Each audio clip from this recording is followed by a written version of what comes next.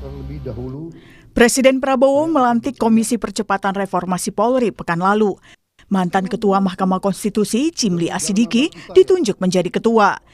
Komisi Percepatan Reformasi Polri tertuang dalam Keputusan Presiden nomor 112/P tahun 2024 tentang pengangkatan keanggotaan Komisi Percepatan Reformasi Kepolisian. Nantinya komisi ini akan bekerja selama 3 bulan ke depan. Senin kemarin rapat perdana Komisi Reformasi Polri digelar di Gedung Mabes Polri. Kedepannya Komisi Reformasi akan mengadakan rapat tiap minggu dengan mengundang sejumlah pihak, termasuk kalangan masyarakat untuk mengumpulkan sejumlah data. Ketua Komisi Reformasi Polri, Cimli Asidiki bilang nantinya akan ada 2 jenis rekomendasi, yakni rekomendasi yang akan diserahkan ke Kapolri jika terkait permasalahan internal, dan rekomendasi yang akan langsung diserahkan ke Presiden jika berhubungan dengan perbaikan. Meskipun begitu, Cimli menyebut Kapolri akan tetap terbuka dengan rekomendasi yang akan terbentuk ke depannya. Jadi kalau yang menyangkut kasus-kasus yang diselesaikan secara internal, nanti rekomendasinya langsung kita sampaikan kepada Kapolri yang juga adalah anggota.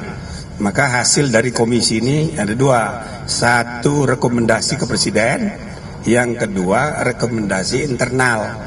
Nah mungkin yang internal bisa juga nggak diumumkan.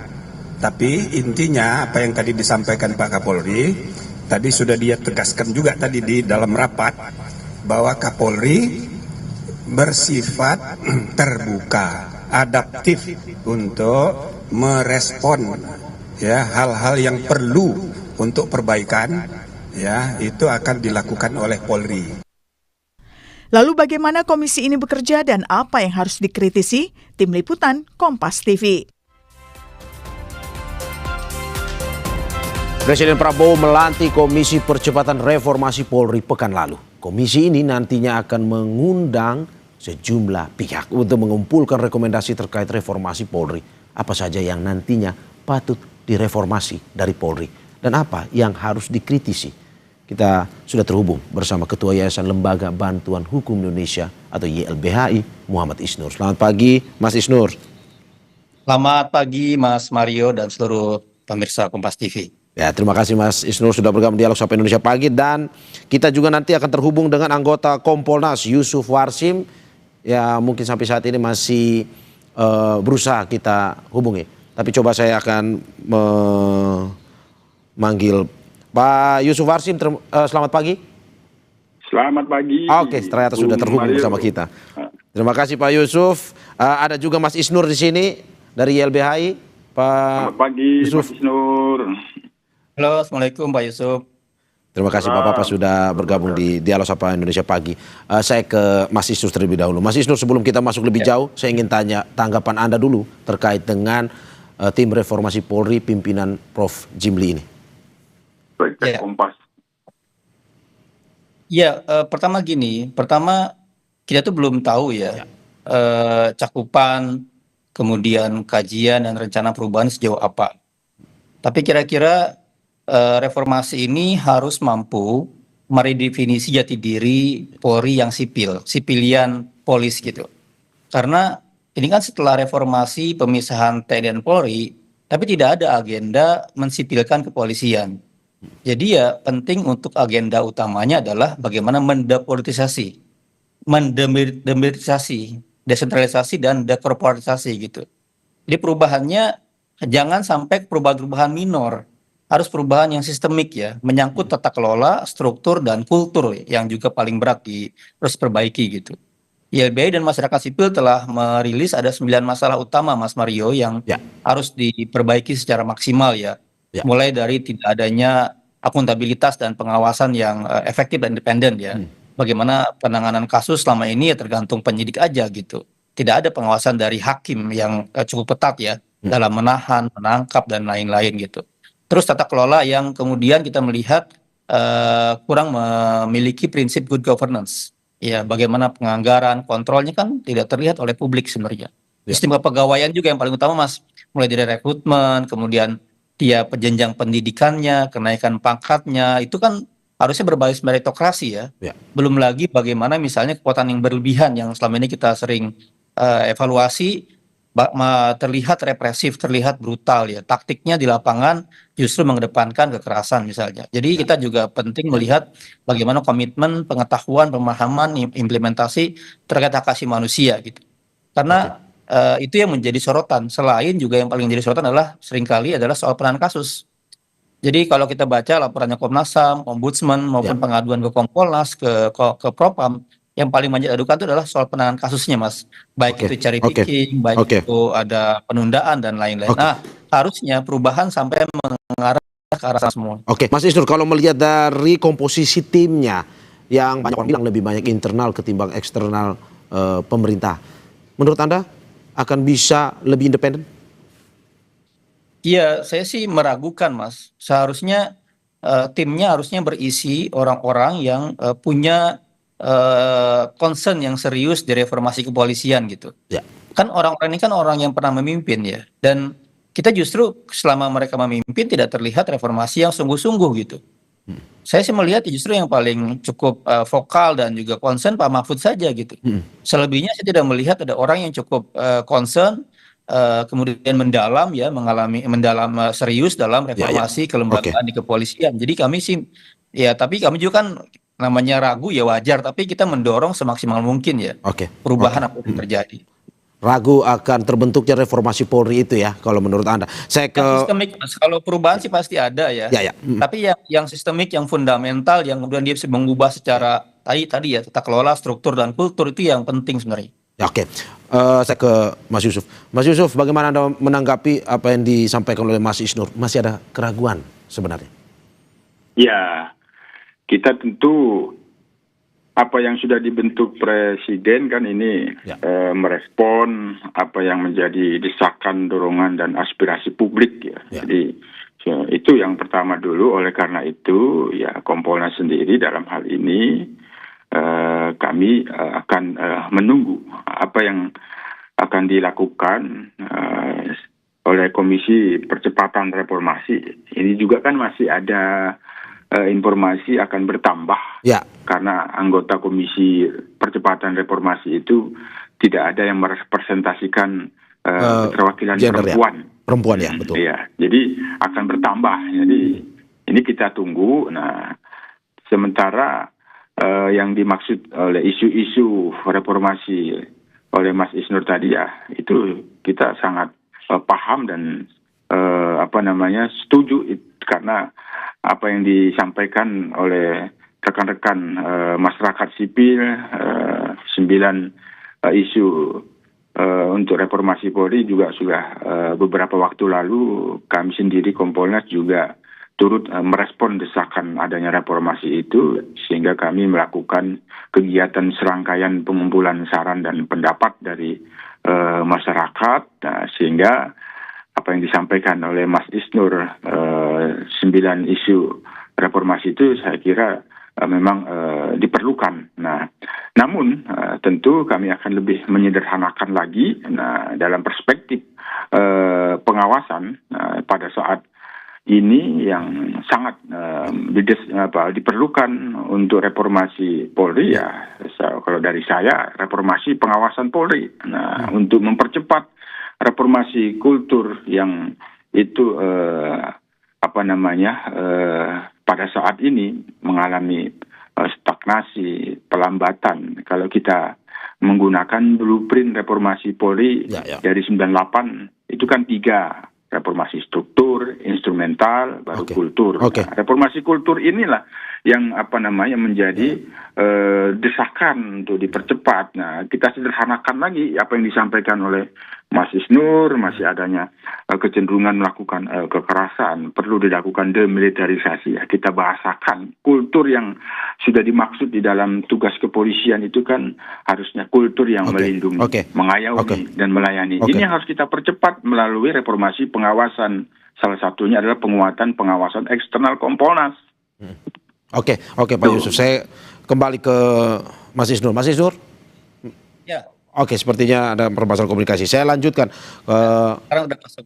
Mas Isnur?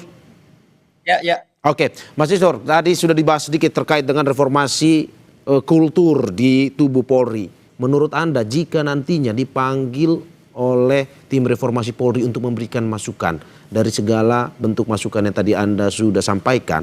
Apakah mungkin saja ada reformasi struktural yang mungkin akan disampaikan oleh YLBHI? Ya, YLBHI kan selama ini menjadi pendamping masyarakat dalam keseharian ya. Ya. Dan salah satu yang paling banyak diadvokasi dan diadukan adalah lembaga kepolisian tentu. Dalam pendampingan kasus, dalam pendampingan demonstrasi, dalam penanganan pemeliharaan keamanan. Jadi kita akan sampaikan fakta-faktanya. Dan selama ini juga YLBHI bersama masyarakat sipil dan para ahli ya, akademisi banyak melakukan kajian-kajian. Jadi kami akan berikan seluruh kajian-kajian dan temuan-temuan yang selama ini kami rilis ya seringkali. Ini sudah puluhan tahun Mas, jadi sejak 70-an kami memberikan catatan ya. Dan penting sebenarnya juga reformasi kepolisian ini beriringan dengan reformasi undang-undang yang sedang berlangsung. Misalnya sekarang lagi reformasi KUHAP Mas. Nah harusnya KUHAP ini membantu mereformasi penyidikan. Jadi bagaimana pengawasan penyidikan biar maksimal, ya harusnya mengaktifkan pengawasan penggunaan kekuatan yudisial. Mulai dari penangkapan, mulai dari penahanan, harusnya dia menggunakan mekanisme hakim gitu. Jadi ya ketika penahanan penangkapan dievaluasi, penetapan dievaluasi, bukan hanya prapid ya, tapi ya aktif gitu. Maka itu akan mengurangi beban-beban pengawasan internal yang selama ini kurang efektif. Mas. Jadi menurut saya evaluasinya tuh reformasinya nggak melulu hanya di undang-undang kepolisian, tapi di undang KUHAP. Gitu. Undang KUHAP ya. Oke, berarti termasuk juga kalau misalkan ada yang tidak profesional, ya bisa juga usulan untuk mengganti di jabatan-jabatan tertentu untuk menambah profesionalitas itu ya? Ya, pertama soal struktur juga Mas. Soal struktur kan juga selama ini kan bagaimana misalnya pendidikan tuh saya banyak cerita dari internal ya. Itu banyak keraguan bahwa ini adalah fair dan tidak fair gitu. Itu catatan yang sangat penting ya. Bagaimana kita mau melahirkan para pemimpin yang dia berintegritas ya, yang jujur. Kalau kemudian pola pendidikannya orang mau masuk pendidikan itu harus mengeluarkan biaya mahal dan lain-lain, susah sekali. Gitu. Seperti itu. Oke, Mas Yusuf, bagaimana Anda melihat bahwa misalkan nanti ada usulan untuk reformasi struktural, misalkan ada jabatan tertentu yang dirasa tidak kompeten, kapabilitas, bisa diganti dengan orang yang lebih kapabilitas atau tidak termasuk reformasi struktural ini? Kalau kita melihatnya sebenarnya akan lebih tepat Komisi Percepatan Reformasi itu levelnya pada makro. Kalau soal ada struktur jabatan yang perlu dikurangin, likuidasi, tentu itu levelnya kan ada pada mikro terkait dengan pembenahan organisasi. Ya, kami sendiri Kompolnas soal struktur organisasi Polri itu sudah pernah menyampaikan dalam bentuk usulan arah kebijakan kepada Bapak Presiden untuk terus melakukan penguatan model organisasi piramida. Nah, yang di bawah yang itu diperkuat terus, sehingga ada struktur-struktur yang menjadikan organisasi itu gemuk, itu harus terus dilakukan pengurangan-pengurahan sehingga ya benar-benar piramida itu levelnya kan ada pada mikro kebijakan pada sifatnya mikro, tapi yang kita harapkan tentu sebagaimana harapan publik yang lebih tepat barangkali ya ini kan namanya kita tidak tahu ya barangkali lebih tepat Komisi Reformasi Percepatan Reformasi Bentukan Presiden ini ada pada level makro ya, oleh karena itu kami tadi memberikan semacam boleh menjadi masukan ya pada level makro ini dilakukanlah reformasi pengawasan dengan memberikan penguatan pada pengawasan eksternal yang ini sebenarnya tidak sebanding dengan kewenangan mengawasi kewenangan yang besar Polri itu kan tidak sebanding. Nah itu kan levelnya pada makro, Mas Mario. Nah jadi kalau Mas Mario tanya itu sepertinya tidak akan tidak tepat kalau itu levelnya pada mikro. Oke, saya kembali ke Mas Isnur. Mas Isnur, bagaimana Anda melihat bahwa dengan komposisi tim ini pada akhirnya akan memanggil dan mendengarkan seluruh elemen masyarakat tadi. Tapi seberapa yakin Anda bahwa apa yang disampaikan itu mungkin bisa dilakukan atau disampaikan ke Presiden dan dikabulkan? Iya, yang kita khawatirkan adalah forum ini jadi forum hanya kompilasi masukan saja, Ya. tetapi tidak sampai merumuskan agenda perubahan yang sistemik dan fundamental tadi, misalnya. Contohnya gini, Mas. Contohnya adalah sekarang sangat banyak wewenang yang sangat luas ya, yang harusnya mungkin ke depan kepolisian lebih fokus pada tugas-tugas fungsinya.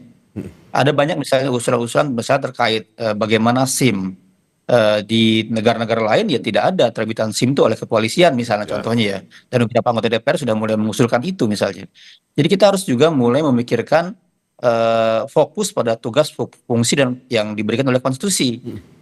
Bisa mulai dengan mengurangi kewenangan di wilayah misalnya pelayanan masyarakat, ketertiban umum misalnya.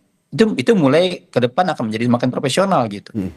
Nah ini harusnya sih sampai ke sana rumusan-rumusannya itu gitu. Jadi jangan kemudian justru reformasi itu malah menambah banyak sekali kewenangan yang akhirnya tidak fokus pada pokok dan fungsi tugasnya gitu. Ya, ya, ya. Nah, apakah sejauh mana yakinnya? Ya di titik ini saya tidak yakin gitu. Tapi ya kita lihat nanti bagaimana perjalanannya ya. Harusnya sih dia bisa merumuskan secara strategis dan bertahap gitu. Misalnya dalam periode setahun, 2 tahun, 3 tahun seperti apa ya? Karena ini kan sangat besar, jadi butuh juga langkah-langkah yang sistematis dan Oke. taktis lah dalam perubahan ke depan. Oke, oke, Mas Yusuf, masih ada keraguan sebenarnya terkait dengan bagaimana nantinya usulan ini bisa dikabulkan atau dijalankan oleh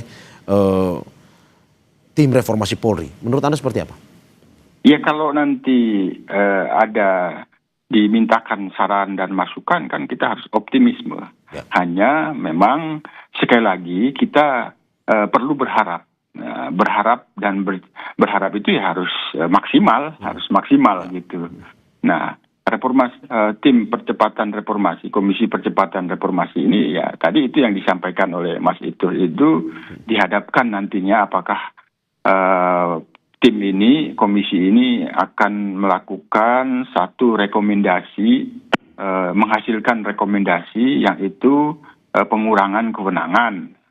Itu berarti ini tadi yang saya maksud ada pada level makro. Nah, ketika dilakukan usulan reformasi struktural ada pada reformasi levelnya makro ya seperti yang dimaksud oleh Mas Isnur ini. Apakah seperti itu ya? Kita juga belum tahu, barangkali kalau Mas Isnur yang dimintakan saran masukan yang kita baca mungkin akan mengusulkan itu. Nah, terjadi reformasi pada kewenangan Polri yang begitu besar. Nah, kami sendiri tentu melihatnya tidak pada konteks yang demikian. Kewenangan yang besar ini apabila tetap dipertahankan maka berikanlah kewenangan pengawasan yang sebanding. Kalau memang apa yang dimaksud oleh Mas Isnur itu kaitannya dengan SIM masih merupakan pelayanan kepolisian, kewenangan pelayanan kepolisian ya, itu tentu akan kita lihat. Tapi apa yang saya maksud tadi bahwa reformasi 98 yang melahirkan reformasi Polri yang terus berjalan, yang salah satunya adalah mengalami pelambatan reformasi kultur, ada yang masih belum selesai atau tersisa ketika kita mereformasi tahun 98, Polri diberikan kewenangan yang besar, tapi menurut kami pengawasannya sangat kecil. Oleh karenanya, pada kesempatan ini saya tetap menegaskan diperlukan reformasi pengawasan Polri untuk memastikan kewenangan yang besar pada Polri itu benar-benar digunakan atau tidak disalahgunakan. Oke. Saya terakhir ke Mas Isnur. Mas Isnur, apa harapan Anda terkait dengan tim reformasi Polri ini? Harapan, seperti yang dikatakan Pak Yusuf Warsim, harapan itu haruslah besar kepada tim reformasi ini. Harapannya adalah ya Presiden Prabowo pertama benar-benar menjalankan visinya untuk perbaikan kepolisian. Hati-hati juga ini situasi yang juga menimbulkan banyak hal ya kalau kemudian tidak hati-hati. Tapi butuh ketegasan. Perubahan tuh pasti menimbulkan resistensi. Nah ini bagaimana berlari di tengah gelombang ketegasan pimpinan, tapi juga resistensi di bawah gitu. Yang saya lihat sih penting membutuhkan kedua-duanya gitu. Ada banyak teman-teman di internal yang juga pengen perubahan gitu, sudah frustasi dengan situasi yang ada gitu.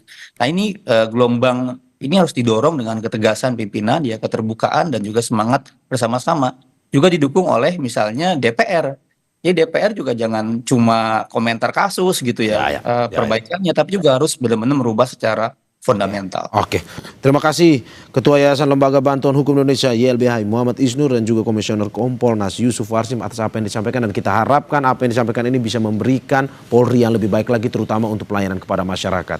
Sekali lagi terima kasih Bapak-Bapak.